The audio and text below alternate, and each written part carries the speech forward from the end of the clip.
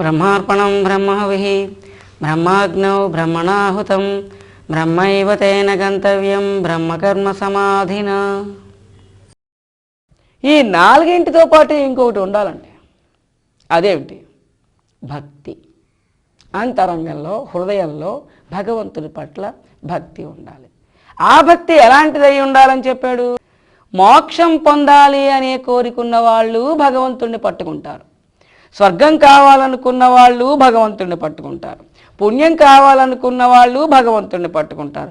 భౌతికమైనటువంటి సంపదలు కావాలి అనుకున్న వాళ్ళు భగవంతుడిని పట్టుకుంటారు. ఏ కోరిక లేకుండా కూడా భగవంతుడిని పట్టుకుంటారు. అనేక రకాలుగా భగవంతుడిని పట్టుకునే వాళ్ళు భక్తులు ఉన్నారు. కానీ మోక్షం కావాలి అనేటటువంటి భక్తుల దగ్గర మాత్రం ఉండవలసినటువంటి భక్తి విధానం మిగతా వాళ్ళకంటే వేరుగా ఉంటుంది.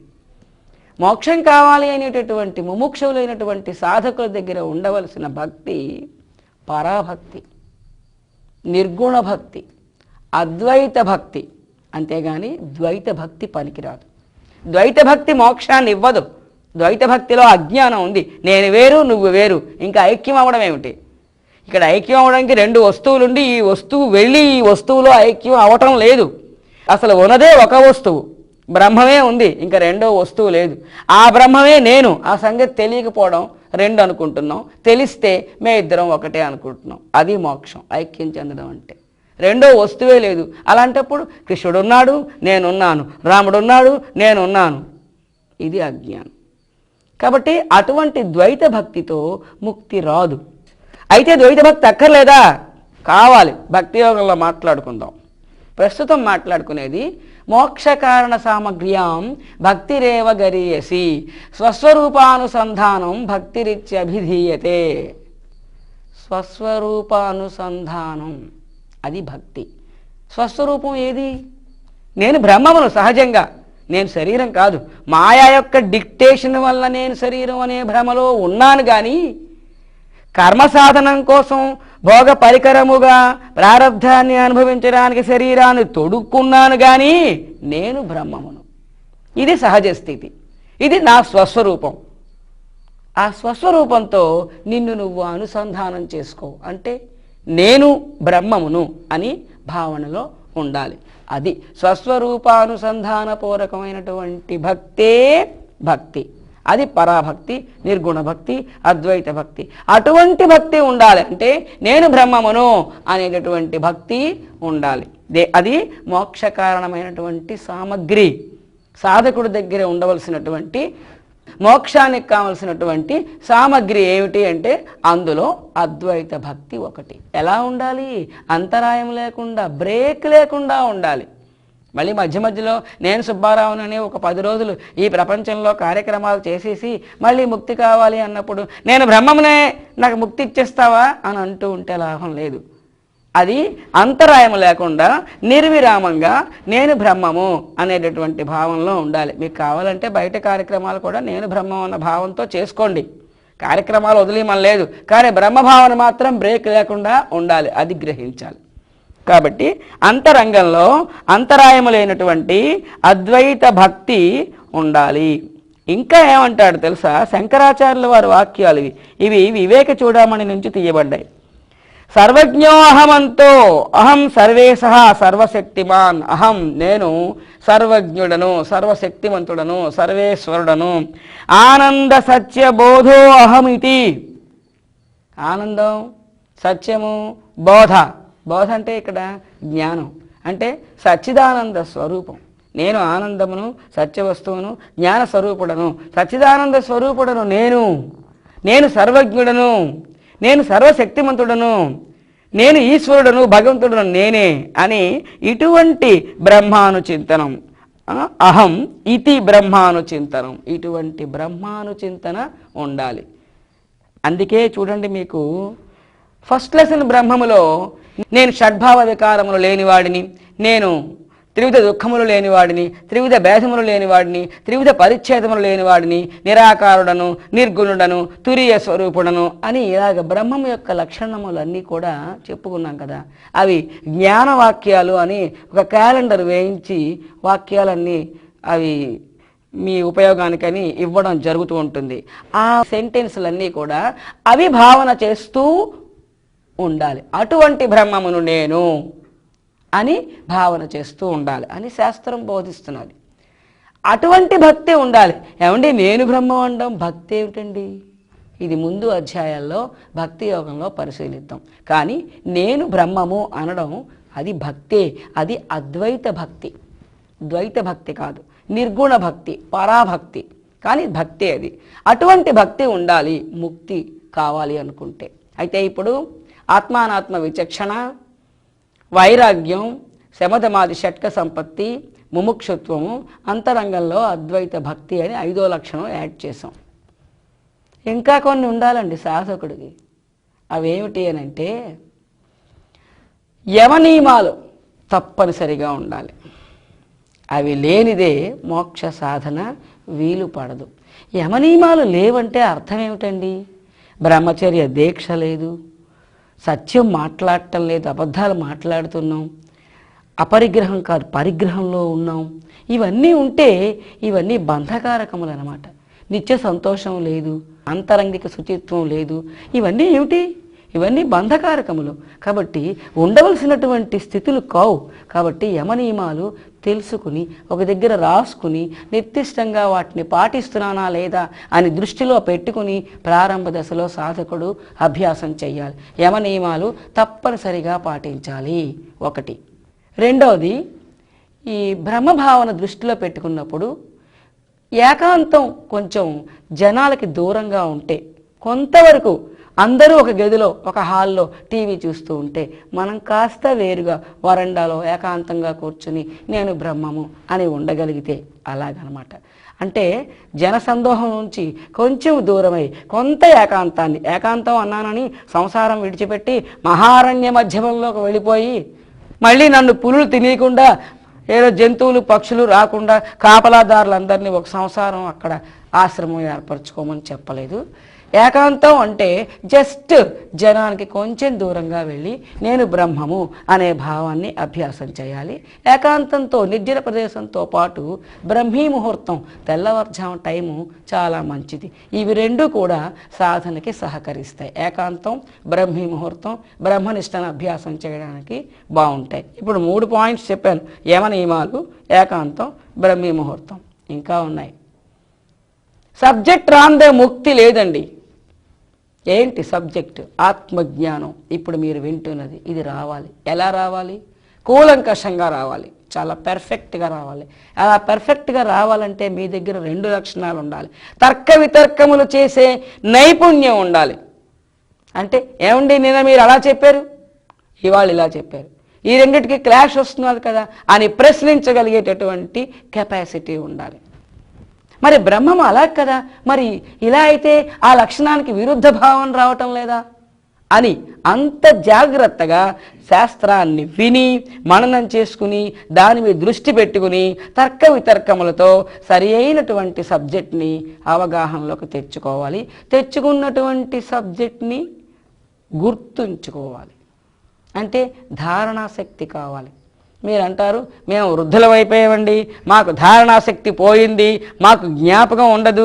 మరెందుకులేండి, మీరు ఏదో సాధకుడికి ఉండవలసిన లక్షణాలు 10 చెప్పారు, అందులో అసలైంది లేదు కదా ధారణ, కాబట్టి ఈ జన్మకు మేము విరమించిస్తాం అనకండి. ఇప్పుడు మీ బుద్ధి గుహలో నేను ప్రింట్ చేస్తున్నాను, తిరిగి చెప్పమంటే చెప్పలేకపోవచ్చు, కానీ బుద్ధి గుహలో నిక్షిప్తమైనటువంటి జ్ఞానం జన్మలో వెనకాల వస్తుంది. కాబట్టి ఈ జన్మలో జ్ఞాన సముపార్జన అనే కార్యక్రమం కొంత జరుగుతున్నది కదా. శాస్త్రం అంతా మీరు తిరిగి చెప్పాలంటే అంతలాగే గుర్తుండాలి. టోటల్గా నేను బ్రహ్మము అని మిగిలిన శేష జీవితాన్ని గడపడానికి అంత ధారణాశక్తి అక్కర్లేదు. కాబట్టి విరమించవలసినటువంటి పని లేదు. ఈ జన్మను వృధా చేసుకోకండి ఈ మిగిలిన శేష జీవితాన్ని. ధారణాశక్తి ఉండాలి. ధారణ అనేది శ్రవణ మననాల వల్ల వస్తుంది. ఒకసారి విన్నదాన్ని మళ్ళీ మళ్ళీ మళ్ళీ మననం చేసుకుంటూ ఉంటే, మీలో మీరు చర్చించుకుంటూ ఉంటే, మననం చేసుకుంటూ ఉంటే ఆ సబ్జెక్టు బుర్రలో నిలబడుతుంది. ధారణ. తర్క వితర్కములతో చక్కగా పటిష్టంగా శాస్త్రాన్ని అధ్యయనం చెయ్యాలి. ఇవన్నీ కాకుండా ఇంకొకటి ఉండాలి, సద్గురువుని ఆశ్రయించాలి సాధకుడైన వాడు. కారణం ఏంటి తెలుసా? ఒక్క ఎగ్జాంపుల్ పరిశీలిద్దాం. మైసూర్ పాక్ తయారు చేయడం ఒక చిన్న కార్యక్రమం. వచ్చిన వాడు ఉన్నాడు, వాడి దగ్గర నేర్చుకోవాలి. ఎందుకండి వాళ్ళ దగ్గర నేర్చుకోవడం? ఏం అక్కర్లేదు, పుస్తకంలో రాశారు కదా, ఇది చూసి చేసేస్తాం. పుస్తకంలో రాశారు, రాసిన ప్రకారం మైసూర్ పాకం తయారు చేసాం. అయితే అది సుత్తి పెట్టి కొట్టనైనా కొట్టాలి, లేదా గ్లాసులో పోసుకుని తాగనైనా తాగాలి. కానీ సుఖంగా తినబడదు, ఆస్వాదించబడదు రుచి. కారణం ఏమిటంటే చేసేటప్పుడు ఒక్క మాటలో చెప్పాలంటే కొన్ని చిట్కాలు ఉంటాయి. ఆ చిట్కాలు ఆ చేసే అనుభవం ఉన్న వాళ్ళకి మాత్రమే తెలుస్తాయి. ఆ చిట్కాలు నేర్చుకుంటే అది మనం తయారు చేస్తున్నప్పుడు 2-3 సార్లు అభ్యాసంలో ఆ చిట్కాలతో సహా చేస్తే మనకి అభ్యాసం అవుతుంది. మనం చేసిన మైసూర్ పాకానికి దిగువన పేరు రాసుకోక్కర్లేదు. అలా కాకుండా మనం చిట్కాలు తెలుసుకోకుండా ఇదిగో ఇలా ఇలా చెయ్యాలి అని థియరీ తెలుసుకుని మనం చేసిస్తే అది ఎలాగైతే అనుభవయోగ్యం కాదో, బ్రహ్మజ్ఞానాన్ని మీరు ఇలా గ్రంథస్థమైన దాన్ని నేర్చుకున్నంత మాత్రాన, చదివేసినంత మాత్రాన ఆ బ్రహ్మజ్ఞానం అనుభవయోగ్యం కాకపోవచ్చు. కారణం ఏమిటంటే కొన్ని చిట్కాలు మీరు తెలుసుకోకపోవచ్చు, అవకాశం లేకపోవచ్చు. ఏమిటి చిట్కాలంటే? సద్గురువు అంటే ఎవరు? సద్గురువు అంటే బ్రహ్మనిష్టలో ఉన్నటువంటి వాడు, బ్రహ్మానుభూతిని పొందినటువంటి వాడు. నేను దేహము అనే భావన చెరిగిపోయి నేను బ్రహ్మము అనే అనుభవపూర్వక బ్రహ్మజ్ఞానం పొందిన వాడినే సద్గురువు అన్నాం. ఇప్పుడు గురువుని ఆశ్రయించమంటే అనుభవపూర్వకమైన బ్రహ్మజ్ఞానం ఉన్న గురువుని ఆశ్రయించాలి, కానీ అనుభవం లేనటువంటి థియరిటికల్ నాలెడ్జ్ మాత్రమే ఉన్నటువంటి గురువుని ఆశ్రయిస్తే ఆ గురువు మీకు ముక్తి సామ్రాజ్యంలోకి తీసుకుని వెళ్ళలేడు. కారణం ఏమిటంటే మీరున్నది ద్వైత స్థితి మాయలో, సద్గురువు ఉన్నది బ్రహ్మీ స్థితి బ్రహ్మములో. అక్కడికి ఇక్కడికి కొంత డిఫరెన్స్ ఉంది. ఇప్పుడు సద్గురువు తాను బ్రహ్మీ స్థితిలో ఉన్నాడు కాబట్టి ఆ మాయలో ఉన్న వ్యక్తిని ఏం చేస్తే ఆ స్థితిలో నుండి ఈ స్థితిలోకి రాగలుగుతాడు, ఎలా అతన్ని మీదకి లాగగలుగుతాను, ఎలాగ ఈ స్థితిలో పెట్టగలుగుతాను, ఎక్కడ అడ్డుతున్నది, ఎక్కడ అడ్డు తొలగించాలి అని ఆ సాధనలో సలహా, మీ యొక్క ఆటంకాలని బట్టి ఆ సలహాలు ఇచ్చి మీకు ఆ మాయ తాలూకా అడ్లు తొలగించి మిమ్మల్ని బ్రహ్మీ స్థితిలోనికి చేయి పట్టుకుని లాగగలడు. కారణం తాను ఉన్నది అక్కడ ఉన్నాడు కాబట్టి. అదే అనుభవ జ్ఞానం లేని గురువు అయితే ఇతడు కూడా ఆ మాయలోనే ఉన్నాడు. సాధకుడు గురువు ఇద్దరూ ఆ మాయలోనే ఉంటే ఇక గురువు మీ ఆటంకాలని తొలగించేటటువంటి అనుభవం ఉన్నవాడు కాదు కాబట్టి ఆ చిట్కా సలహాలు లాంటివి ఇవ్వలేడు. అందువలన మీరు మాయలోనే ఉంటారు. అది దాటి బ్రహ్మీ స్థితికి రావడం అనేది కష్టం. ఆమె క్లియర్? కాబట్టి అనుభవపూర్వక బ్రహ్మజ్ఞానం ఉన్నటువంటి సద్గురువుని పట్టుకోవాలి. గురువు లేకుండా ఆ అభ్యాసం అనేది కష్టం అవుతుంది. మాయ మిమ్మల్ని ఎక్కడ పడగొట్టిస్తున్నది, మాయ మిమ్మల్ని ఎక్కడ బంధిస్తున్నది, ఏ భావం ఏ సెంటెన్స్ మిమ్మల్ని బంధిస్తున్నది, దాన్ని అధిగమించడం ఎలాగా? ఇది అనుభవంలో ఉన్నటువంటి వాళ్ళు మాత్రమే చెప్పగలరు, కానీ శాస్త్రం చెప్పదు. కాబట్టి అనుభవపూర్వక బ్రహ్మజ్ఞానం ఉన్నటువంటి సద్గురువుని ఆశ్రయించినదే సాధకుడికి సాధన సఫలీకృతం కాదు. అందువల్ల సాధకుడికి ఉండవలసిన లక్షణాల్లో ఇది కూడా చేర్చవలసి వచ్చింది. పైగా ఆ గురువు ఎటువంటి వాడై ఉండాలి అది కూడా ఒకసారి జస్ట్ పరిశీలన చేద్దాం. శ్రోత్రియో వృజినో కామహతో యో బ్రహ్మవిత్తమః బ్రహ్మణ్యుపరతః శాంతో నిరింధన ఇవానలః అహేతుక దయాసింధుర్బంధురాన మతాం సతాం అని వివేక చూడమని శ్లోకం. ఇతడు యథార్థమైనటువంటి జ్ఞానం కలిగిన వాడై ఉండాలి. యథార్థ జ్ఞానం అంటే ఇంతసేపు అదే మాట్లాడుకున్నాం. అనుభవపూర్వక బ్రహ్మజ్ఞానం కలిగినటువంటి వాడై ఉండాలి. ఎందుకంటే అనుభవం ఉన్నవాడే మిమ్మల్ని మాయలో నుండి బ్రహ్మములోనికి చేయి పట్టుకుని తీసుకొచ్చి పెట్టగలిగిన వాడై ఉంటాడు. తర్వాత పాపరహితుడై ఉండాలి.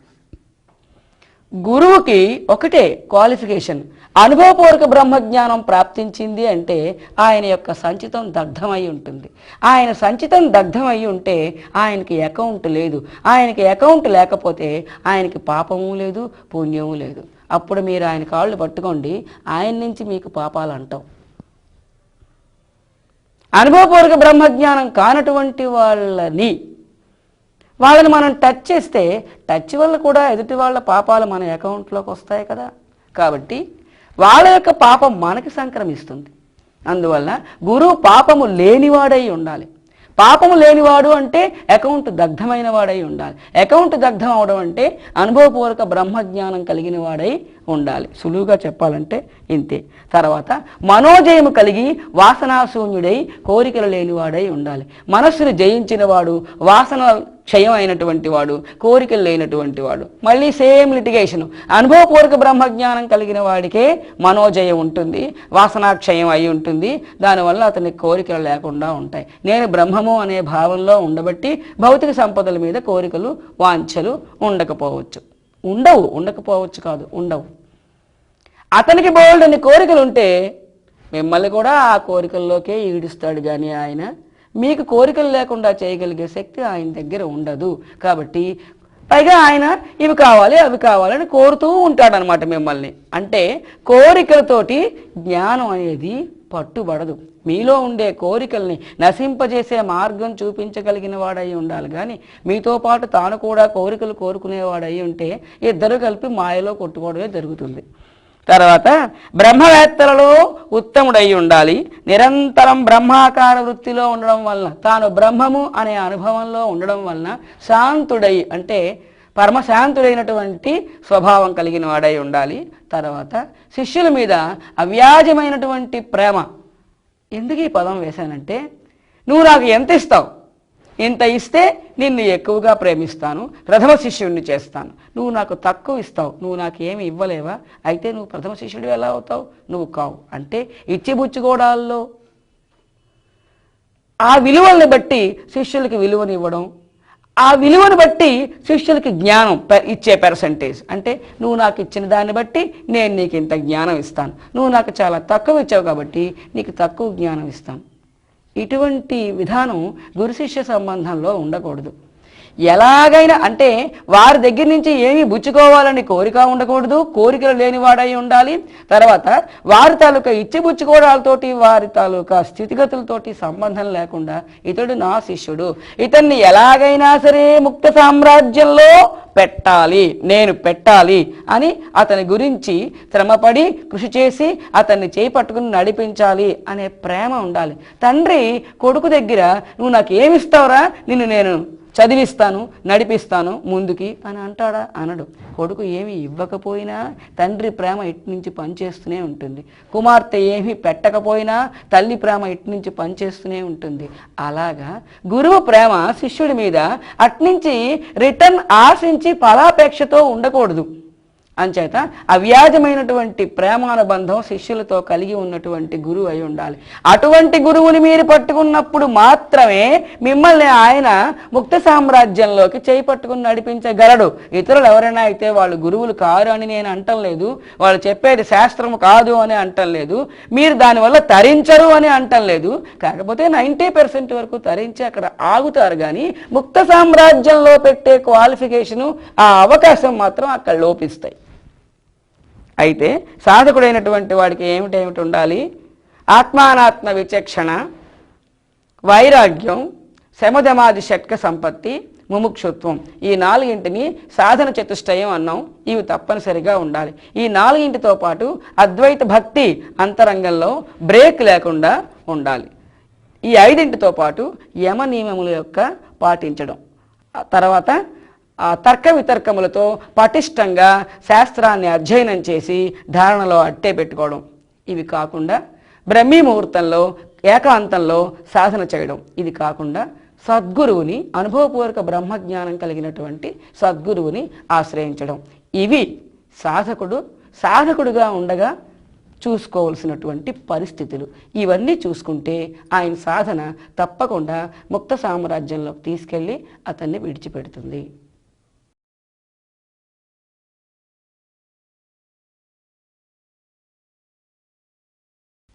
ఇంతవరకు మనం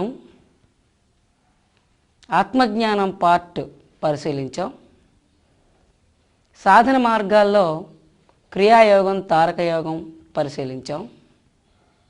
ఇప్పుడు పవిత్రమైనటువంటి కర్మయోగాన్ని పరిశీలించబోతున్నాం. ఇక్కడ 2 విధానాలు.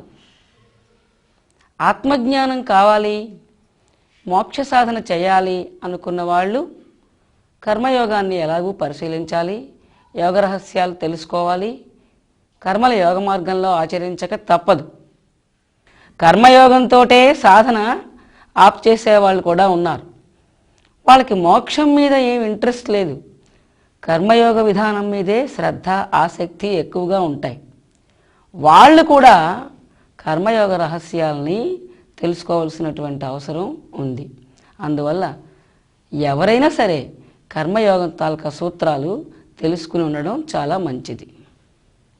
కర్మ అంటే మానవుని తాలూకా కదలికలు, చర్యలు అన్నీ కర్మలే. ఇది సాంస్క్రిట్ వర్డ్, పని అన్నమాట. ఈ కర్మలు శాస్త్ర ప్రకారంగా చూస్తే లౌకికములు, అలౌకికములు అని 2 రకాలు. లౌకికములంటే ఉదర పోషణార్థం, జీవించడానికి, శరీర నిర్వహణార్థం మనం చేసేటటువంటి ఈ సంసార కార్యక్రమాలు, ఉద్యోగ నిర్వహణ, ఇవన్నీ కూడా ఉదర పోషణార్థం చేసేటటువంటి కార్యక్రమాలు, ఇవన్నీ కూడా లౌకిక కర్మలు అంటాం. ఇవి కాకుండా పరమార్థం కోసం భగవతత్వం గురించి దైవహితార్థ, పరహితార్థ కర్మలు ఏంటంటే చేస్తామో అవన్నీ కూడా అలౌకిక కర్మలు. మళ్ళీ ఒక విధానంలో మళ్ళీ భాగాలు చేద్దాం. కర్మలు శ్రౌతములు, స్మార్తములు అని 2 రకాలు. శ్రౌతములంటే శృతుల నుండి వచ్చినటువంటివి. శృతులంటే వేదములు. వేదముల్లో చెప్పినటువంటి యజ్ఞయాగాది కర్మకాండ అంతా కూడా శ్రౌత కర్మలు అంటారు. మరి స్మార్తములంటే శృతులు తర్వాత, వేదములు రచించిన తర్వాత ధర్మశాస్త్రాలు, స్మృతులు. శృతులు వేరు, స్మృతులు వేరు. స్మృతులు అంటే ఎంతమంది మహర్షులు ఉన్నారో వాళ్ళందరూ ఒక్కొక్క ధర్మశాస్త్రం రాశారు. అవన్నీ స్మృతులు. భవిష్యత్తులో మనం చూస్తాం. ఆ స్మృతులు, ధర్మశాస్త్రాలు, వాటిల్లోని పురాణాలు, ఇతిహాసాలు, వీటిల్లో చెప్పబడినటువంటి కర్మకాండ అంతా కూడా ఇది స్మార్తము అంటాం. అంటే శ్రౌతము, స్మార్తము అని 2 రకాలు. అలాగే మళ్ళీ ఈ శ్రౌత స్మార్తాలను కలిపేయండి. కర్మలలో నిత్య కర్మలు, నైమిత్తిక కర్మలు, కామ్య కర్మలు అని 3 రకాలుగా కర్మల్ని విభజించవచ్చు. నిత్య కర్మానుష్ఠానం అంటే ఏమిటి? నిత్య కర్మలు అంటే ప్రతిరోజు ఉదయం లేచిన తర్వాత భగవంతుడి గురించి మనం ఎంతో కొంత సాధన చేస్తాం. దేవతారాధన, జపము, అభిషేకము, అగ్నిహోత్రము, ఇలాగా స్నానము, సంధ్యావందనం, ఇవన్నీ కూడా ప్రతిరోజు చేసేటటువంటి నిత్యకర్మలు. ఇవి ఏ ఉద్దేశంతో చెయ్యం, నిష్కామంగా ఫలాపేక్ష లేకుండా ఒక సాంప్రదాయం అనే విధి నిర్వహణలాగా ఈ నిత్యకర్మానుష్ఠానం చేస్తాం. ఇవి నిత్యకర్మలు. ఇంకా నైమిత్తిక కర్మలు. నైమిత్తిక ప్రళయం అన్న దగ్గర ఆ మాట విన్నాం కదా, అలాగే నైమిత్తిక అంటే ఏదో ఒక నిమిత్తం ఉండాలి, ఒక కారణం ఉండాలి. ఏమి కారణం? ఇవాళ ఒక పర్వదినం, పర్వదినం కాబట్టి సముద్ర స్నానం చేస్తున్నాం, ఈ పర్వదినం కాబట్టి జాగరణ చేస్తున్నాం, ఈ పర్వదినం కాబట్టి ఈ దాన ధర్మాలు చేస్తున్నాం, ఈ పర్వదినం కాబట్టి ఈ ఉపవాసం చేస్తున్నాం. ఇటువంటివన్నీ కొన్ని పర్వదినాల నిమిత్తంగా మనం చేసేటటువంటి కర్మానుష్ఠానం కొంత ఉంటుంది. అలాగే గ్రహణములు అటువంటివన్నీ వస్తాయి. ఆ సమయంలో మనం కొంత సత్కర్మానుష్ఠానం చేస్తాం. పర్వదినాలు, గ్రహణములు, తర్వాత ప్రాయశ్చిత్త కర్మలు. ఏదైనా ఒక పాపం చేసాము, ఆ పాపం నుండి విముక్తి పొందడానికి ప్రాయశ్చిత్తములు అని కొన్ని కర్మలు ఉన్నాయి శాస్త్రంలో. అవి మనం నిర్వహించినట్లయితే ఆ ప్రాయశ్చిత్త కర్మలు, ప్రాయశ్చిత్తం చేసుకుంటే అది కూడా ఒక దాని నిమిత్తంగా చేసినటువంటి కర్మ.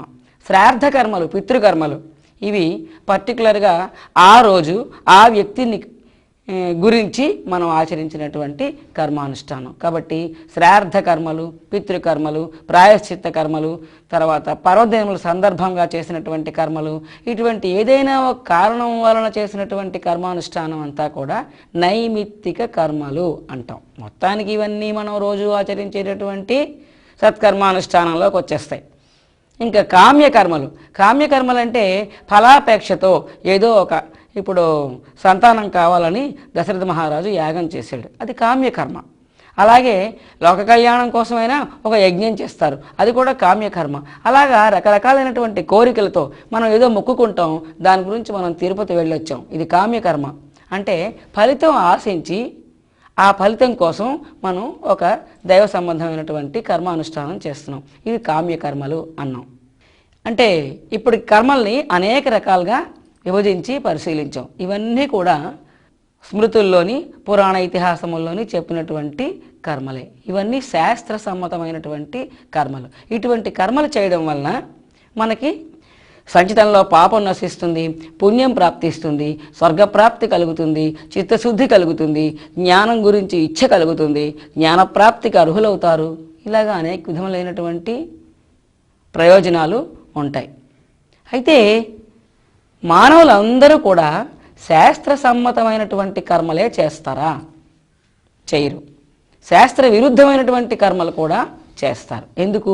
ఏదో ఒక వస్తువు కానీ, ఒక వ్యక్తి కానీ, ఒక సంపద కానీ, ఒక పరిస్థితి కానీ, ఒక పదవి కానీ మనకు కావాలి అనుకుంటాం.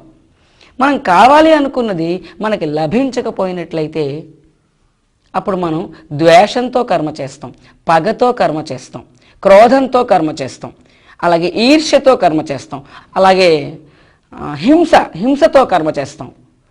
ఇలా రకరకాలుగా మనం కావాలనుకున్నది మనకి లభించకపోయినట్లయితే మనం దాని ఫలితంగా మనం చేసే కర్మలన్నీ కూడా ఈ విధంగా దుష్టభావాలు జోడించి చేయడం జరుగుతుంది. ఇవన్నీ పాపకర్మలు. అలాగే దొంగతనం చేయడం, హింస, ఈ అసత్యం పలకడం, ఇవన్నీ కూడా పాపములు. శాస్త్ర విరుద్ధమైనటువంటి కర్మలు ఏవేవైతే చేస్తున్నామో వీటన్నింటి వలన మనకి పాపం సంభవిస్తున్నది. ఈ పాపం నేను చేస్తున్నాను అనే కర్తృత్వ భావంతో మనం కర్మలు చేస్తాం. కాబట్టి ఈ పాపం మన ఖాతాలో జమ చేయబడుతుంది. వీటిని మళ్ళీ మనం అనుభవించడానికి నెక్స్ట్ జన్మ ధరించవలసి ఉంటుంది. అన్నీ పాపకర్మలే చేస్తామా? పుణ్యకర్మలు కూడా చేస్తాం. యజ్ఞయాగాదులు చేస్తాం, దాన ధర్మాలు చేస్తాం, తీర్థయాత్రలు సేవిస్తాం, అలాగే జపములు చేస్తాం, దీక్షలు తీసుకుంటాం, వ్రతములు చేస్తాం.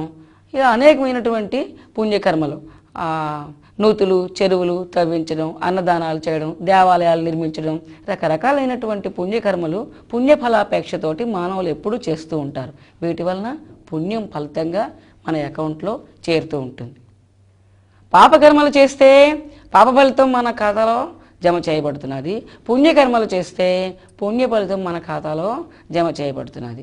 ఈ ఫలితములు అనుభవించడానికి ఈ జన్మలో సమయం చాలదు. ఎందుకంటే ఈ జన్మంతా కూడా ఏవో కొన్ని కర్మ ఫలితాలు అనుభవించడానికి నిర్ధారణ చేయబడి వచ్చింది. మళ్ళీ ఇప్పుడు చేసినటువంటి కొత్త కర్మల తాలూకా ఫలితములు ఈ జన్మలో అనుభవించడానికి వీలు పడదు. కాబట్టి ఈ కర్మ ఫలితాలన్నీ అనుభవించడానికి మళ్ళీ అనేకమైనటువంటి జన్మలు ధరించవలసి వస్తూ ఉంటుంది. ఇటువంటి శతాబ్దంలో అనంతమైనటువంటి కోరికలు, అనంతమైనటువంటి కర్మలు, అనంతమైనటువంటి కర్మ ఫలితాలు అకౌంట్లో చేరిపోతూ ఉంటే అవన్నీ అనుభవించడానికి అనంతమైనటువంటి జన్మలు ధరించవలసినటువంటి అవసరం వస్తూ ఉంటుంది. ఇంకొక విషయం పరిశీలించాలి. కర్మలు కాయికములు, మానసికములు అని రెండు రకాలు. శరీరంతో చేసే కర్మలు కర్మలే, మనసుతో చేసే కర్మలు కూడా కర్మలే. కాబట్టి మనసుతో చేసిన కర్మలకు కూడా పుణ్యము పాపము ప్రాప్తిస్తాయి. మనసుతో కర్మ చేసిన పుణ్యపాపములు కర్తృత్వంతో మనసుతో కర్మ చేస్తాం. కాబట్టి పుణ్యపాపములు ఖాతాలో జమ చేయబడుతున్నాయి. కాబట్టి మనం జీవించి ఉంటే చాలు కర్మ జరిగిపోతున్నది. కర్మ జరిగిపోతున్నది అంటే అకౌంట్ నిండిపోతున్నది. అకౌంట్ నిండిపోతున్నది అంటే జన్మల సంఖ్య పెరిగిపోతున్నది. అంటే కర్మలు అని తలుచుకుంటే జన్మ కర్మ లెసన్ ఒక్కసారి గుర్తు తెచ్చుకుంటే ఇది ఒక సైకిల్. ఈ సైకిల్లో పడి మనం అలా కొట్టుకుంటూ ఉండవలసిందే. అయితే ఏం చేయాలి? అన్ని కర్మలు చేయొద్దు, కర్మలు కొంచెం తగ్గించుకుంటే బాగుంటుంది.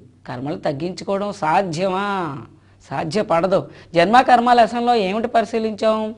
జన్మ ఎత్తిన తర్వాత కర్మ చేయకుండా ఉండడం సాధ్యపడదు.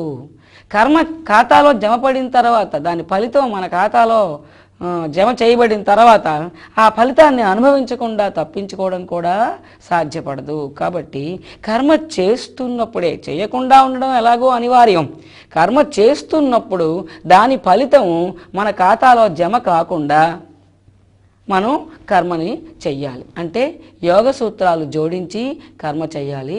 ఇది మనం కర్మయోగ రహస్యం ముందుగా తెలుసుకుంటాం, మున్ముందు తెలుసుకుంటాం.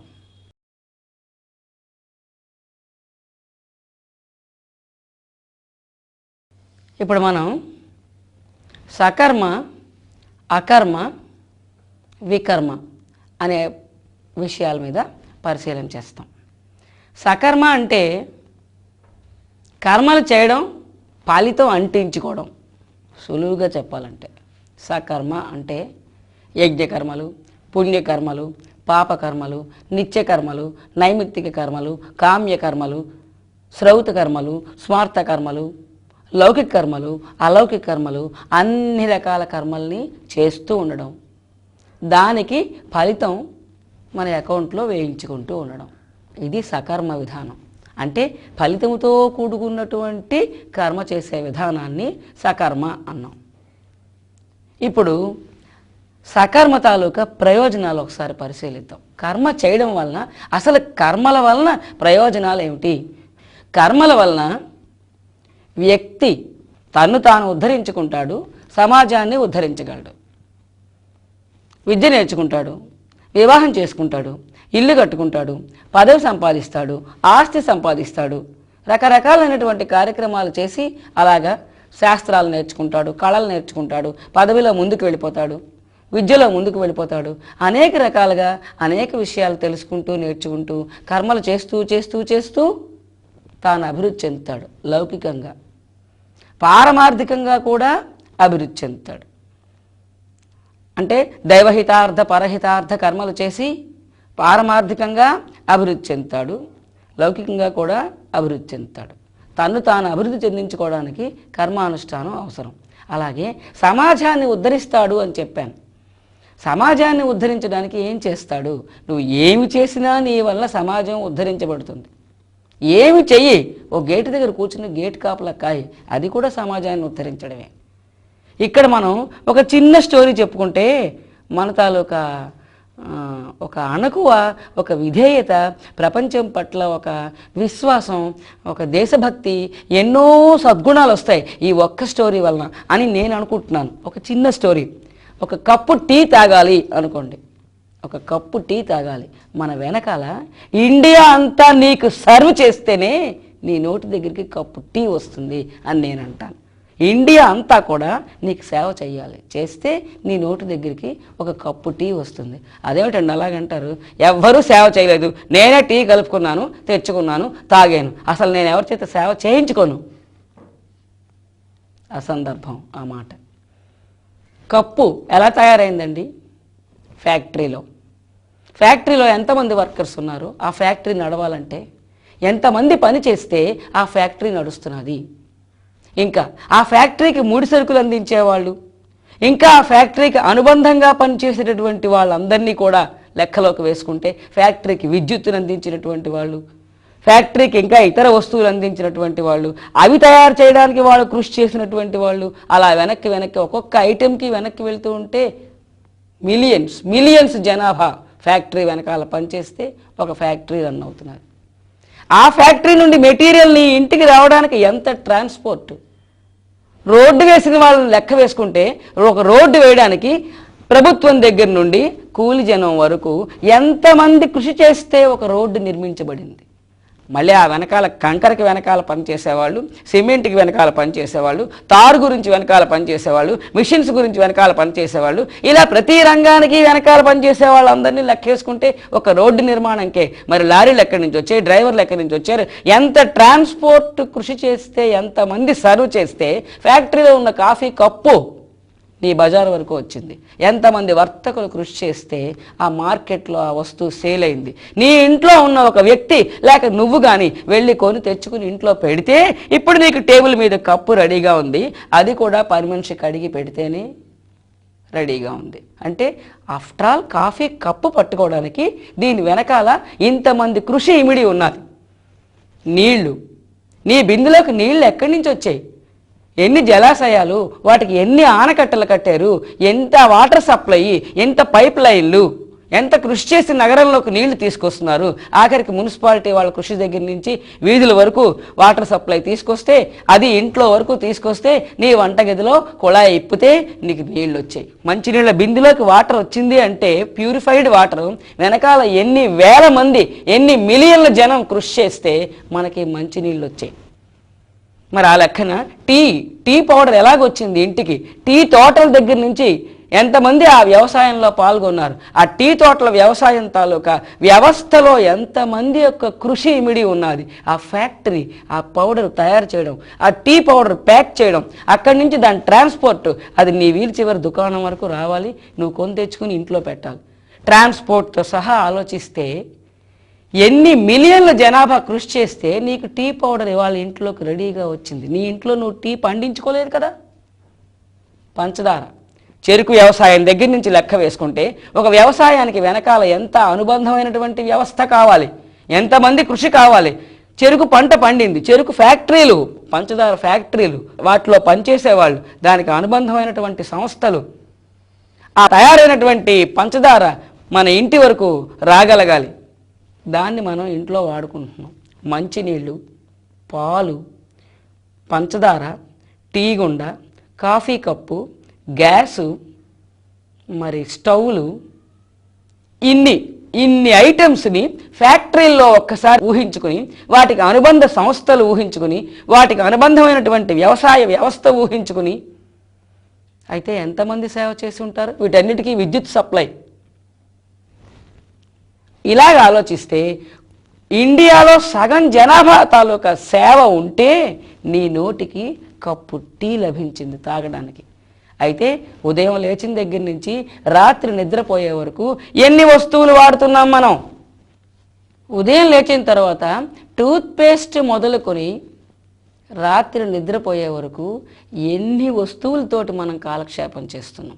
ఈ వస్తువులన్నీ తయారవ్వాలంటే, ఇది లేకపోతే దినం గడవదు అంటామే, ఈ వస్తువులన్నీ తయారవ్వాలంటే దాని వెనకాల ఎన్ని మిలియన్ల జనాభా కృషి చేస్తే నీ జీవితం గడుస్తున్నది, నీ జీవిత అవసరాలు గడుస్తున్నాయి. నీ బియ్యం నువ్వే పండించుకుంటావా? నీ పాలు నువ్వే ఉత్పత్తి చేసుకుంటావా? నీ టూత్పేస్ట్ నువ్వే తయారు చేసుకుంటావా? నీ పెన్ను నువ్వే తయారు చేసుకుంటావా? నీ కాగితం నువ్వే ప్రొడ్యూస్ చేసుకుంటావా? కాబట్టి వ్యక్తి సంఘజీవి. అందుకు సమాజానికి మనం ఎప్పుడూ రుణపడి ఉంటాం. అందుకు దేశం పట్ల భక్తి ఉండాలి, సమాజం పట్ల విశ్వాసం ఉండాలి. మన వంతు సమాజానికి ఏమిటి అందించాం అని ఎప్పుడూ ప్రశ్నించుకుని బతకాలి. ఏదో ఒక రీతిలో నువ్వు సమాజానికి సేవ చేయి. అందుకే అసలు ఆధ్యాత్మిక శాస్త్రాలే మానవుణ్ణి కర్మానుష్ఠానం చెయ్యమని ప్రోత్సహిస్తాయి కానీ కర్మ మానేసి కూర్చోమని ప్రోత్సహించవు. మానవుడు సంఘజీవి కాబట్టి కర్మ మానేసి కూర్చుంటే ప్రతివాడు, వ్యవసాయదారుడు పండించకుండా, ఫ్యాక్టరీలో వాడు ఫ్యాక్టరీ పని చేయకుండా, కూలివాడు కూలి పని చేయకుండా, ఏ డిపార్ట్మెంట్ వాడు ఆ డిపార్ట్మెంట్ పని చేయకపోతే తెల్లవారు లేసరి జనాలకి ఏ వస్తువులు అందవు. మన జీవితం స్తంభించిపోతుంది. అందులో ఈ సెంచరీలో తప్పనిసరిగా స్తంభించిపోతుంది. కాబట్టి ప్రతి వాళ్ళు ఎవరి వంతు కృషి వాళ్ళు సమాజానికి చేసి పెట్టాలి. కాబట్టి మనుషులు ఎప్పుడు కూడా కర్మానుష్ఠానం చేస్తూ ఉండాలనే సకల శాస్త్రాలు ప్రోత్సహిస్తాయి కానీ కర్మ విరమించమని, కర్మ మానివేయమని ఏ శాస్త్రము ఎప్పుడూ ప్రబోధించదు. ఇది మనం గుర్తుపెట్టుకోవాలి. ఇది ఒక విధమైనటువంటి సద్భావన కలగజేయడానికి, అహంకారాన్ని అణిచిపెట్టడానికి పనికొస్తుందని ఈ విషయం మాట్లాడవలసి వచ్చింది. ఇప్పుడు కర్మ తాలూకా ప్రయోజనాలు మనం మాట్లాడుకుంటున్నాం. కర్మ ప్రయోజనాల్లో వ్యక్తి కర్మానుష్ఠానం వలన తన్ను తాను ఉద్ధరించుకోగలడు, సమాజాన్ని ఉద్ధరించగలడు, సమాజానికి ఉపయోగపడతాడు. ఇవి కాకుండా ఒక 4 లైన్లలో నేను కర్మ తాలూకా ప్రయోజనాలు చెప్తాను. ఇవి మీరు గుర్తుపెట్టుకోండి. ఇక మీద ఎప్పుడైనా సరే కర్మ తాలూకా ప్రయోజనాలు అనేసరికి ఇవన్నీ మీకు గుర్తొచ్చేయాలి. 1, పుణ్యం ప్రాప్తిస్తుంది, సంచితంలో పాపం నశిస్తుంది. పుణ్యం ప్రాప్తిస్తుంది, సంచితంలో పాపం నశిస్తుంది. పుణ్యప్రాప్తి వలన ఉత్తమ జన్మ ప్రాప్తి కలుగుతుంది. ఉత్తమ జన్మ ప్రాప్తే కాకుండా స్వర్గప్రాప్తి కూడా కలుగుతుంది. స్వర్గ సుఖాలు ప్రాప్తిస్తాయి, ఏహపర సుఖాలు 2 కూడా లభిస్తాయి. ఇది ఒక లైను. ఇక 2వ లైను, భగవత్ సంబంధమైనటువంటి కర్మలే ఎక్కువగా చేస్తాం. వీటి వలన ఏంటవుతుందంటే భగవంతుడి పట్ల భక్తి పెరుగుతుంది, భగవంతుడి పట్ల విశ్వాసం పెరుగుతుంది. ముందు భగవంతుడి మీద విశ్వాసం కావాలి. భగవంతుడు ఏమిటి మధ్యలో మనం కష్టపడి చేసాం, సాధించాం, అది భగవంతుడి కృప అంటామేమిటి అనే మనుషులు చాలామంది ఉంటారు, నాస్తికులు. అలా కాకుండా భగవంతుడి కృప లేనిదే మనం బతకలేము, భగవంతుడి కృప ఉండాలి అని ఆ జ్ఞానం ఉండాలి, ఆ విశ్వాసం రావాలి. భగవంతుడి మీద ముందు విశ్వాసం కలిగితే కానీ భక్తి ఏర్పడదు. భక్తి ఏర్పడాలి, భక్తి పెరగాలి, అప్పుడు భగవద్ అనుగ్రహం ప్రాప్తిస్తుంది. కాబట్టి కర్మలు చేస్తూ ఉంటే భగవంతుడి మీద విశ్వాసం కలుగుతుంది, భగవంతుడి మీద భక్తి కలుగుతుంది, భగవద్ అనుగ్రహానికి పాత్రులవుతారు. ఇంకా మూడవ మార్గంలోకి వస్తే జ్ఞానం, చిత్తశుద్ధి కలుగుతుంది. కర్మానుష్ఠానం చేసి అరిషడ్ వర్గాల ప్రభావం సన్నగిల్లుతుంది, రజస్తమో గుణాల ప్రభావం తగ్గుతుంది. దానివలన చిత్తశుద్ధి కలుగుతుంది. చిత్తశుద్ధి కలిగితే కానీ జ్ఞానప్రాప్తికి అర్హులు కారు. చిత్తశుద్ధి లేనటువంటి వాళ్ళకి జ్ఞానం అంటదు. చిత్తశుద్ధి కలగాలి, జ్ఞానం మీద ఇచ్చ కలగాలి, జ్ఞానప్రాప్తి కలగాలి, అది మోక్షానికి దారితీస్తుంది. ఇలాగా ఈ 3 లైన్లలో ఇవి కాకుండా ఇంకా 4వది బంధకారకమైనటువంటిది. అది ప్రయోజనం కాదు, బంధమే. ఈ 3 లైన్లలో కర్మల తాలూకా ప్రయోజనాలు మనం పరిశీలించాం. ఇంకా 4వది కర్మలు చేస్తున్నాం, వాటి ఫలితాలు అనుభవించడానికి మనం జన్మలు ధరిస్తూ ఉంటాం. కర్మల తాలూకా ప్రయోజనాలు ఇలా 4 లైన్లలో మనం భావించాలి. 1 కర్మానుష్ఠానం, పుణ్యం, సద్గతులు. 2వది భక్తి లైన్లో మనం డెవలప్ అవడం. 3వది చిత్తశుద్ధి, జ్ఞాన మార్గంలో డెవలప్ అవడం. ఇదంతటికి కారణం కర్మ. కర్మ చేయడం వల్లనే మానవుడు ఇన్ని రకాలుగా ఇన్ని కోణముల్లో నుంచి అభివృద్ధి చెందుతాడు.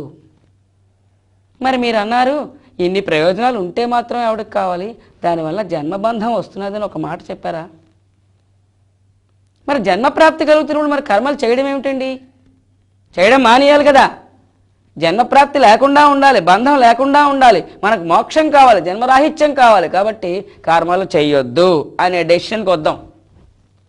కర్మ చేస్తే బంధం పడుతుంది, పుణ్యమో పాపమో అకౌంట్లో పడుతుంది. పడిందంటే మనం జన్మప్రాప్తికి మళ్ళీ అర్హులం అయిపోయాం, మళ్ళీ జన్మ లభిస్తుంది. కాబట్టి జన్మబంధకారకం అవుతున్నది. కాబట్టి కర్మలు విడిచిపెట్టేద్దాం. ఇప్పుడు 2వ దాంట్లోకి వద్దాం. సకర్మ గురించి పరిశీలించాం.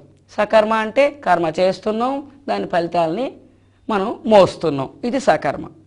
ఇప్పుడు అకర్మ, 2వది ఏమిటి? అకర్మ. అకర్మ అంటే ఏమిటి? కర్మలు చేయడం మానేసి కూర్చోవడమే. కర్మలు చేయొద్దు, చేయడం మానేసి కూర్చుందాం. ఎందుకు మానేస్తున్నాం? బంధం పడుతుంది కాబట్టి కర్మ చేయొద్దు. ఇలా కర్మలు మానేసి కూర్చుంటే బంధము పడదా? అది పరిశీలించాలి. కర్మలు మానేసినా బంధమే. పుణ్యము పాపము అకౌంట్ చిట్ట హాయిగా నిండిపోతుంది. అదేలాగండి, కర్మ చేస్తే కదా నిండుతుంది. కర్మ చేయకుండా ఉంటే ఏం ఫలితం రాసేస్తాడు? పరిశీలిద్దాం. ఒక వ్యక్తి బంధం పడుతుంది కాబట్టి నేను కర్మలు చెయ్యను అని ఉదర పోషణార్థం కూడా కర్మ చేయనండి, ఓ 3 రోజులు పస్తుంటే ఉన్నాను, ఆ దొరికింది ఏదో ఏమి దొరికితే దాంతో తిని ఉంటాను, నేను ఉద్యోగం చేయను, సంపాదించను, ఉదర పోషణార్థం కూడా కర్మ చేయను, అసలు ఏ కర్మ చేయను, నేను అలాగా కూర్చుని ఉంటాను అని ఒక వ్యక్తి ఒక దేవాలయం మెట్టి మీద రోజు అలా కూర్చుని ఉంటాడు కర్మ మానేసి. ఆ ప్రసాదం పంచే వేళకి ఆ పూజారి గారి దగ్గరికి వెళ్ళడం, ఆయన ఇచ్చిన ప్రసాదం తీసుకోవడం, అది తినేయడం, దాంతో కాలక్షేపం చేసి ఉండిపోవడం. ఈయన మెట్టిమే కూర్చొని ఏం చేస్తూ ఉంటాడు? ఈయనకి వాసనాక్షయం అవలేదు, పూర్వవాసన నశించలేదు, ఈయన కర్మానుష్ఠానం ఎక్కువ చేయలేదు, కర్మలు చేయడం వల్ల చిత్తశుద్ధి కలగలేదు, అరిషడ్ వర్గాలు నశించలేదు. ఇది పరిపక్వమైనటువంటి మనస్సు కాదు, పరిశుద్ధమైనటువంటి మనస్సు అంతకంటే కాదు. ప్రాపంచిక విషయముల మీద వైరాగ్యం వచ్చేసిన మనస్సు కాదు, ఇది ప్రాథమిక స్థాయిలో ఉన్న మనస్సు. ఈ మనస్సు ఏం చేస్తుంది? ఒకరోజు ఒక ఆయన ఒక కారు వేసుకుని దేవాలయానికి వచ్చాడు. ఆయన ఎవరో పెద్ద సంఘంలో ఓ పెద్ద మనిషి అనుకుందాం. ఆయన పక్కన ఆయన భార్య చక్కగా పట్టుచీర కట్టుకుని అందంగా ఆయన పక్కన నడుస్తున్నారు. చక్కగా ముద్దుగా ఒక కుమారుడు ఉన్నాడు, చేయి పట్టుకుని వాళ్ళు కారు దిగారు. ఈ పూజారులందరూ పరిగెట్టి వెళ్ళి ఆయన్ని సగౌరవంగా లోపలికి తీసుకొచ్చి వారి చేత స్పెషల్గా పూజలు చేయించి వారికి చక్కగా ప్రసాదాలు ఇచ్చి గౌరవ సత్కారాలతోటి వాళ్ళని మళ్ళీ కారు వరకు దిగపెట్టి ఇంత ప్రసాదం కారులో పెట్టి వారిని జాగ్రత్తగా నమస్కరించి పంపించారు. అది చూస్తే ఈయనకి ఎలాగుంటుంది? ఈయన నాకు అలాంటి కారు ఉంటే బాగుండు కదా, నేను కూడా పెళ్లి చేసుకోవాల్సింది, చక్కగా ఇలా అందమైన భార్య, చక్కగా ఆ కుమారుడు ఎంత బాగున్నాడు, అలాంటి కొడుకుంటే బాగుండు కదా, ఇలాంటి కారు ఉంటే బాగుండు కదా. అయిపోయింది ఈయన పని. ఇంక ఈయన మనస్సు ఆ ఊహా కారులో, ఊహా భార్యతో, ఊహా కుమారుడితో చక్కగా ప్రపంచం సగం వరకు చుట్టబెట్టి వస్తుంది. ఈయన మనసులో ఒక వాసన ఏర్పడింది. నాకు భార్య కావాలి, కుమారుడు కావాలి, నేను వివాహం చేసుకోవాలి, నాకు కారు కావాలి, పదవి కావాలి, హోదా కావాలి, సంఘంలో పలుకుబడి కావాలి, నేను అలాంటి వ్యక్తిని అవ్వాలి. ఈ కోరికలు ఈ జన్మలో తీరేవి కాదు. ఇవన్నీ తీరాలంటే మళ్ళీ ఈయనకి బలీయమైనటువంటి వాసనలు వెంటబడతాయి. వీటి గురించి ఈయన జన్మ ధరించక తప్పదు. బంధం ఏర్పడలేదా? ఇంకా రెండోది, అపరిపక్వమైనటువంటి మనస్సు, అరిషడ్ వర్గములు నశించనటువంటి మనస్సు ఆయనది. ఆయనకి ఎందుకండి ప్రసాదాలు అంత ఎక్కువగా ఇవ్వడం? ఆయన ఇంటి నిండా తినడానికి బోల్డంత ఉన్నది. ఆయనకి ఏమైనా డబ్బు కొరత, ఏమైనా తిండి కొరత? నేను ఉద్యోగం లేనివాడిని, తిండి లేనివాడిని, కేవలం ప్రసాదం మీద మాత్రమే ఆధారపడి జీవిస్తున్నవాడిని. ఈ పూజారి గారు ఎప్పుడు నాకు చాలా కొంచెం ప్రసాదం పెడతారు, కడుపు నిండా పెట్టచ్చు కదా అని ఆయనతోటి, ఆయన మీద అసూయ, పూజారి గారి మీద కోపం.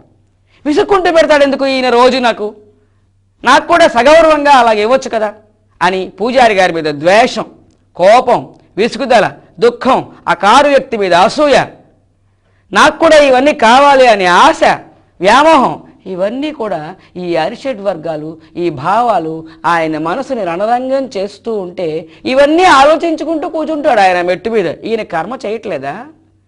ఇదంతా మానసిక కర్మ కాదా? ఈ కర్మల వల్ల ఆయనకి ఫలితం పడటం లేదా? అరిషడ్ వర్గములతోటి ఆయన మనస్సు కర్మ చేస్తున్నది, పూజారి గారిని ద్వేషిస్తున్నది.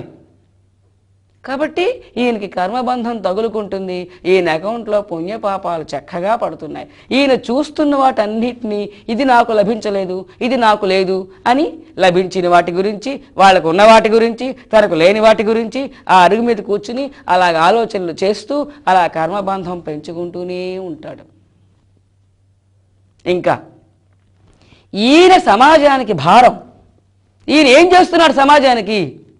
ఏమీ చేయట్లేదు. కానీ ఈయన తిండి సమాజం తాలూకా కృషి ఫలితం, ఈయన కట్టుకునే బట్ట సమాజం తాలూకా కృషి ఫలితం, ఈయనకి ఉపయోగపడే ఖర్చు అంతా కూడా సమాజం తాలూకా కృషి ఫలితం. అంటే ఈయన సమాజానికి భారం, సమాజం ఈయన పోషిస్తున్నది. ఈయన వల్ల సమాజానికి ఎటువంటి ప్రయోజనం లేదు. ఈయన సమాజానికి పనికిరాడు. పోనీ తాను అభివృద్ధి చెందాడా? చిత్తశుద్ధి కలిగిందా? భగవద్భక్తి పెరిగిందా? భగవద్ అనుగ్రహం కలిగిందా? భగవంతుని మీద విశ్వాసం వచ్చిందా? పుణ్యం లభించిందా? సచితంలో పాపం నశించిందా? ఉత్తమ జన్మ ప్రాప్తికి ఏమైనా అర్హత వచ్చిందా? స్వర్గప్రాప్తికి అర్హత వచ్చిందా? చిత్తశుద్ధి కలిగిందా? జ్ఞానానికి అర్హత వచ్చిందా? మోక్షం లైన్లో ముందుకెళ్ళాడా? అసలు కర్మల తాలూకా ప్రయోజనాలు ఈయన ఏమిటి పొందాడు? ఏదీ పొందలేదు. అంటే ఆ కర్మల తాలూకా ప్రయోజనాలన్నీ ఊహించుకోండి, అవన్నీ ఈయన నష్టపోయాడు. కర్మల తాలూకా ప్రయోజనాలు లేవు. అలాగని బంధం పడ్డం మానేసిందా? బంధం పడుతూనే ఉన్నది. ఈయన సమాజానికి భారం, ఈయన సమాజానికి ఉపయోగపడాడు. అంటే అతని జీవితం వ్యర్థం అయిపోయింది అంటాను నేను. మానవ జన్మ వృధా అయిపోయింది. ఆయన జన్మని ఆయన వృధా చేసుకుంటున్నాడు, దాన్ని సద్వినియోగం చేసుకోలేదు. సద్వినియోగం చేసుకోవాలంటే కర్మానుష్ఠానం చెయ్యాలి. అందుకే అకర్మణ్యత్వం దోషం అని శాస్త్రం చెప్తుంది. అకర్మణ్యత్వం అంటే కర్మ చెయ్యకుండా ఉండడం. అకర్మణ్యత్వం దోషం. దానివల్ల మానవులు అధోగతి పాలైపోతారు. వాళ్ళు లౌకికంగా కానీ అలౌకికంగా కానీ, అంటే పరమార్థంగా కానీ లేక లౌకిక జీవితంలో కానీ అభివృద్ధి చెందలేరు. ఏ రకంగా కూడా వాళ్ళని ఉద్ధరించుకోలేదు. వాళ్ళ జీవితం వ్యర్థమైపోయింది. కాబట్టి అకర్మణ్యత్వము దోషము అని శాస్త్రం చెప్తుంది. ఇక్కడ నకర్మణ మనారంభాత్ అని ఒక శ్లోకం ఉంది. నకర్మణ మనారంభాత్ నైష్కర్మ్యం పురుషోస్నుతే నచ సన్యసనాదేవ సిద్ధిం సమధిగచ్చతి అని భగవద్గీత తృతీయ అధ్యాయంలో 4వ శ్లోకం. కర్మలు చెయ్యకుండా ఉండడం వలన నిష్క్రియత్వం ప్రాప్తించదు. నిష్క్రియత్వం అంటే ఏమిటి? కర్మరహిత స్థితి. అంటే కర్మలు చెయ్యవలసిన అవసరము లేని స్థితి. అది ఎక్కడొస్తుందో తెలుసా? జీవన్ముక్తి దగ్గరలో వస్తుంది. జీవన్ముక్తి పొందుతున్నప్పుడు వస్తుంది. 5వ భూమికలో వస్తుంది. ఏడి అక్కడ దాకా ఎక్కడ వెళ్ళాడు? ఇంకా జ్ఞానమే నేర్చుకోలేదు. కాబట్టి జీవన్ముక్తి పొందినటువంటి వాళ్ళు ఉండవలసినటువంటి కర్మరహిత స్థితి కర్మలు మానేస్తే వచ్చేసింది అనుకోవడం అజ్ఞానం. కర్మలు మానేసి కూర్చుని ఇదే కర్మరహిత స్థితి అని అనుకోవడం అజ్ఞానం. ఇది నిష్క్రియత్వం కాదు. నిష్క్రియత్వం అనేది జ్ఞానం వలన కలిగినటువంటిది. ఆ స్థితి వేరు. ప్రారంభ దశలోనే కర్మలు మానేసి కూర్చోవడం వేరు. ప్రతి మనిషి కూడా ఏదో ఒక కర్మని ఆచరించాలి. ఎందుకంటే తమో గుణంలో నుండి రజోగుణంలోకి రావాలి, రజోగుణంలో నుండి సత్వగుణంలోకి రావాలి, సత్వగుణంలో నుండి విశుద్ధ సత్వంలోకి రావాలి. ఇది ఎప్పుడు జరుగుతుంది? కర్మానుష్ఠానం చేస్తూ చేస్తూ చేస్తూ ఉంటేనే ఈ గుణ ప్రవృత్తిలో మార్పు వస్తుంది. కానీ కర్మలు చేయకుండా కూర్చుంటే తమో గుణం నుండి రజోగుణం, రజోగుణం నుండి సత్వగుణం ఇవన్నీ కలగవు. కేవలం తమో గుణంలోనే ఉండిపోతాడు. ఆ తమో గుణంలోనే రజస్సులోకి రావాలి అంటే కర్మానుష్ఠానం ఉండాలి. రజస్సులో నుండి సత్వంలోకి రావాలి అంటే కర్మానుష్ఠానం ఉండాలి. కాబట్టి కర్మలు చెయ్యకుండా ఏ ఒక్కరూ కూడా నిష్క్రియత్వ స్థితికి వచ్చారు. ఆ నిష్క్రియత్వం అనేది ఇప్పటి స్థితి కాదు, అది జ్ఞాని యొక్క స్థితి. అది ప్రారంభ దశలోనే కర్మలు విడిచిపెట్టేస్తే ఆ జ్ఞాని యొక్క స్థితికి ఎలా చేరుకుంటారు? అందుకే ప్రతి మనుషుడు కూడా తన యొక్క అభివృద్ధి కొరకు ఏదో ఒక కర్మని సెలెక్ట్ చేసుకుని, ఏదో ఒక కర్మని దైవహితార్థ పరహితార్థ కర్మని సెలెక్ట్ చేసుకుని ప్రతి మనుషుడు కూడా కర్మని అనుసరించాలి, కర్మానుష్ఠానం చెయ్యాలి. కర్మ చేయకుండా ఉంటే ఉన్నత గతి లేదు. ఇంద్రియములు, మనస్సు రెండు ఉన్నాయి. ఇవి రెండు బాహ్య ప్రపంచం మీద సంచరిస్తూ బాహ్య ప్రపంచ విషయ సుఖాలని అనుభవిస్తూ ఉంటాయి. ఇంద్రియములు బాహ్య ప్రపంచాన్ని అనుభవించకుండా బంధించేసి కంటిని చూడనివ్వకుండా, చెవిని విననివ్వకుండా, కాళ్ళను నడిచి అక్కడికి వెళ్ళనివ్వకుండా, చేతులతో ఆ పని చేయనివ్వకుండా, నోటితో తిననివ్వకుండా, ఇలాగా ఇంద్రియముల్ని బాహ్య ప్రపంచ సుఖముల మీదకి అనుభవించనివ్వకుండా వాటిని నిరోధించి బంధించి బలవంతంగా మనస్సుని స్వేచ్ఛగా వాటన్నిటిని అనుభవించమని పంపించిస్తే ఏమిటి ప్రయోజనం దానివల్ల? అటువంటి ఇంద్రియ నిగ్రహం ఉన్నదే ఇది డంబాచారము, వ్యర్థం. ఇది దీనివల్ల ఎటువంటి ప్రయోజనం లేదు. కర్మబంధం పడుతున్నది. మనస్సుతోటి ఆ కర్మలన్నీ చేస్తూ మనస్సుతో ప్రాపంచిక విషయ సుఖములన్నీ అనుభవిస్తూ ఏమీ చేయకుండా కూర్చున్నాను అని కూర్చుంటే శరీరం సోమరిగా ఉన్నా మనస్సు స్వేచ్ఛగా విహరిస్తున్నది. కాబట్టి కర్మానుష్ఠానం జరుగుతున్నట్టే లెక్క, అకౌంట్ పడుతూ ఉంటుంది పుణ్యపాపాలు. కాబట్టి అకర్మణ్యత్వము దోషము. కర్మ చెయ్యకుండా ఎవ్వరూ కూర్చోకూడదు సోమరులుగా. ఏదో ఒక కర్మానుష్ఠానం చెయ్యాలి. ఇలా కర్మ చెయ్యకపోయినట్లయితే, ఇప్పుడు చిత్తశుద్ధి ఏర్పడకపోతే, ఈ జన్మలో కర్మ చేయడం మానేసినా అతని వాసనలు నశించలేదు కాబట్టి, అతని కర్మఫలాలు ఎలాగూ తగులుకుంటున్నాయి కాబట్టి, అరిషడ్ వర్గాలు నశించలేదు కాబట్టి, ఇవన్నీ ఈ జన్మలో మూత పెట్టాడు. మళ్ళీ జన్మప్రాప్తి కలిగినప్పుడు మళ్ళీ అరిషడ్ వర్గాలతో మళ్ళీ ఈ వాసనలను అనుసరించి కర్మానుష్ఠానం చేస్తాడు. ఈ ఒక్క జన్మలో మానిస్తే వచ్చిన ప్రయోజనం ఏమిటి? మళ్ళీ జన్మలో కర్మ చేస్తాడు. కాబట్టి ఇలా కర్మ మానేసి కూర్చోవడం అనేది అవివేకం, అజ్ఞానం. కానీ అది శాస్త్రపరమైనటువంటి సాధన మార్గం కాదు. అకర్మణ్యత్వం దోషము. అకర్మణ్యత్వాన్ని ఏ శాస్త్రము ప్రోత్సహించదు. అకర్మణ్యత్వంలో మహాబంధకారకమైనటువంటి కర్మ ఇమిడి ఉన్నది. కాబట్టి ఎవరైనా సరే కర్మానుష్ఠానం చేసి తరించాలి, కానీ కర్మను విడిచిపెట్టి తరించలేరు. మరి ఏమిటండి మీరు చెప్పేదైతే? కర్మల వల్ల చాలా ప్రయోజనాలు ఉన్నాయి అన్నారు. రైట్, బాగుంది, కర్మలు చేయాలి అనుకున్నాం, కానీ కర్మ వల్ల బంధం పడుతుంది అన్నారు. అయితే కర్మ మానిద్దాం అనుకున్నాం. కర్మ మానిద్దాం అనుకునేసరికి అకర్మణ్యత్వం దోషం, కర్మ మానేసి కూర్చోవడం వీర్లేదు, అధోగతి పాలైపోతారు అని చెప్పారు. మరి ఇప్పుడు ఏం చేయాలి? కర్మ చేస్తే బంధం పడుతుంది, కర్మ చేయకపోతే దోషం ప్రాప్తిస్తుంది, వ్యర్థమైపోతుంది జీవితం, అధోగతి పాలైపోతాం. దీనికి పరిష్కార మార్గం ఏమిటి? ముందుదేమిటి? సకర్మ. రెండవదేమిటి? అకర్మ. సకర్మ చేస్తే బంధం వస్తున్నది, అకర్మలో దోషం ఉన్నది, అధోగతి పాలైపోతున్నాం. మరి సకర్మకి అకర్మకి పరిష్కార మార్గం వికర్మ. వికర్మ అంటే లిటరల్ మీనింగ్, అంటే ఆ పదానికి భావం చేయకూడని కర్మ, నిషిద్ధ కర్మ అని. కానీ ఇక్కడ లిటరల్ మీనింగ్ కాదు తీసుకోవాల్సింది, గీతార్థం, గీతాభావం ఒకటి ఉంది. ఏమిటి? కర్మ చెయ్యి, కానీ చేసి నీ ఫలితాన్ని మాత్రం నీ అకౌంట్లో పడకుండా చెయ్యాలి. అది వికర్మ మార్గం. కర్మ చేసి కూడా చెయ్యని వాళ్ళతో మనం సమానం అవ్వాలి. అకౌంట్లో కర్మ పడకూడదు, దాని ఫలితం పుణ్యము కానీ పాపము కానీ మన ఖాతాలో జమ కాకుండా జాగ్రత్త పడుతూ కర్మ చెయ్యాలి. ఇది మనం కర్మయోగ రహస్యంలో ముందుగా తెలుసుకుంటాం, రాబోయే లెసన్లో తెలుసుకుంటాం. వికర్మ ఈ రెండింటికి పరిష్కార మార్గం. కర్మలన్నీ ఆచరిస్తాం, ఆచరించినందువల్ల కర్మల తాలూకా ప్రయోజనాలన్నీ పొందుతాం. చిత్తశుద్ధి, జ్ఞానప్రాప్తి, పుణ్యము, భగవద్ అనుగ్రహము, భక్తి, సంచితంలో పాపం నశించడం, ఈ ప్రయోజనాలన్నీ పొందుతాం. మనల్ని మనం ఉద్ధరించుకుంటాం, సమాజాన్ని ఉద్ధరిస్తాం, అన్ని ప్రయోజనాలు పొందుతాం. కానీ అకౌంట్లో పడకుండా చేస్తున్నాం కాబట్టి దానివల్ల ఏదైతే ఒక్క తేడా ఉందో, బంధం పడుతుంది అన్నాం కదా, ఆ ఒక్క తేడా మనకి ప్రాప్తించకుండా జాగ్రత్త పడగలం. అన్ని ప్రయోజనాలని పొందుతున్నాం, బంధం పడకుండా చేసుకుంటాం. అలా ఉపయోగించుకోవాలి కర్మని. దానికి కర్మయోగ రహస్యం ప్రకారంగా కర్మలు చేయాలి.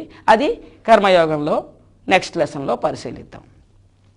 అకర్మలో సకర్మ, సకర్మలో అకర్మ అని ఉన్నాయి రెండు భావాలు. అవి ఒకసారి పరిశీలిద్దాం. కర్మ చేస్తున్నాడు కానీ ఫలితం పడకుండా ఉన్నది, కర్మ చేయటం లేదు కానీ ఫలితం పడుతున్నది. ఇది ముందుగా అకర్మలో సకర్మ పరిశీలిద్దాం. అకర్మ అంటే ఏమిటి? కర్మ చేయటం లేదు, కర్మ చేయడం మానేసి కూర్చున్నాడు దేవాలయ మెట్టు మీద, కానీ అతనికి మహాబంధకారకమైనటువంటి కర్మ ఫలితం అకౌంట్లో జమ అవుతున్నది.